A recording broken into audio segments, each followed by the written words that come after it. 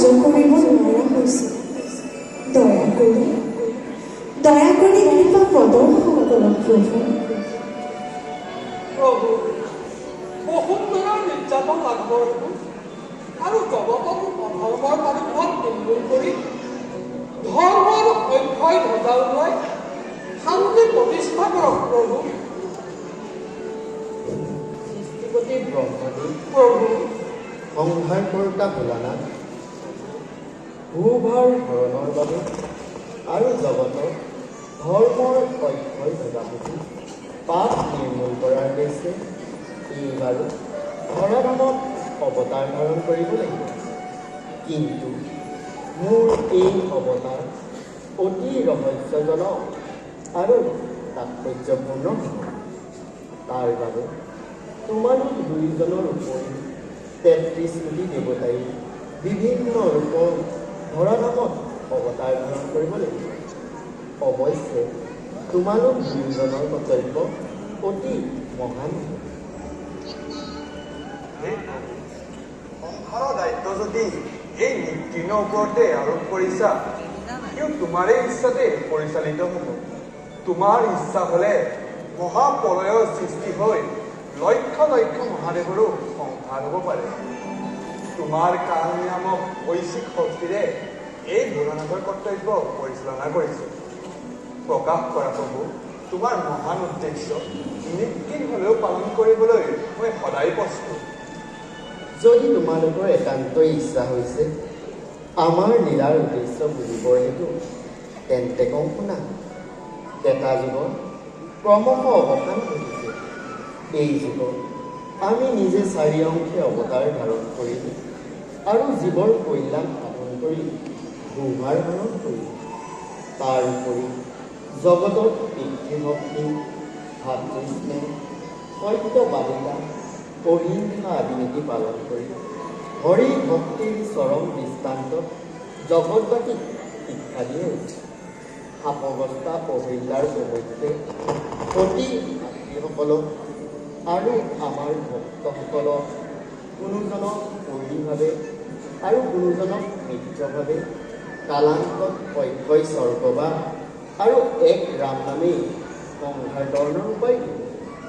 অৱশ্যে ইয়াৰ আগেও প্ৰতি যুগে যুগে অধৰ্মৰ প্ৰাদুৰ্ভাৱ নিৰ্মূল কৰি ধৰ্মৰ অক্ষয় ধ্বজৰে মুক্তিকামী জীৱসকলকো মুক্তিৰ সন্ধান দি আহিছোঁ। কিন্তু এইবাৰ কি ৰূপেৰে জগতত অৱতাৰ ধাৰণ কৰিলা আৰু তোমাৰ লীলা প্ৰচাৰ কৰি জীৱৰ কল্যাণ সাধন কৰিলা? দাসীক এবাৰ বুজাই কোৱা। উপযুক্ত প্ৰশ্নকেই কৰিছে, নিশ্চয় প্ৰকাশ কৰিম। কিন্তু এটা কথা, তুমিও আমাৰ লীলাৰ প্ৰধান সহচৰী হ'ব লাগিব। আমাৰ লীলাৰ বাবে তুমি আনকি নৰযোনিতো জন্মগ্ৰহণ কৰিব লাগিব। ই অতি কঠোৰ হ'লেও তোমাৰ বাবে অপৰিহাৰ্য। আনহাতে দাপৰ যুগত আমাৰ আংশিক অৱতাৰ নহ'ব। কিয় প্ৰভু, জগতবাসী কি ইমান সৌভাগ্যৱান? বিনা কষ্টে বিনা সাধনাই তোমাৰ পূৰ্ণৰূপ দৰ্শন কৰি বৈকুণ্ঠগামী হ'ব। যাক দৰ্শনৰ বাবে যুগে যুগে শত সহস্ৰ ঋষিমুনিয়ে তপস্যা কৰি আহিছে। আৰু দাপৰৰ নৰসমাজ কি ইমান সৌভাগ্য যে তোমাক দৰ্শন কৰি মুক্তিৰ পথ পাব? একো নুবুজিলোঁ প্ৰভু, এবাৰ দাসক এবাৰ বুজাই ক'ব। হয়, এই যুগৰ অৱতাৰ অতি ৰহস্যজনক আৰু তাৎপৰ্যপূৰ্ণ। এইবাৰ আমি পূৰ্ণব্ৰহ্ম শ্ৰীকৃষ্ণৰূপে মৰ্ত্যলৈ যাওঁ। প্ৰভু, অৰ্থভাৱনৰ মৰ্ত্যপূৰ্ণৰ কাৰণ কি? এই কাৰণ জানিবৰ বাবে আমি অতি ব্যাকুল। দাসক বুজাই কওক প্ৰভু। তাৰ বহু কাৰণ আছে।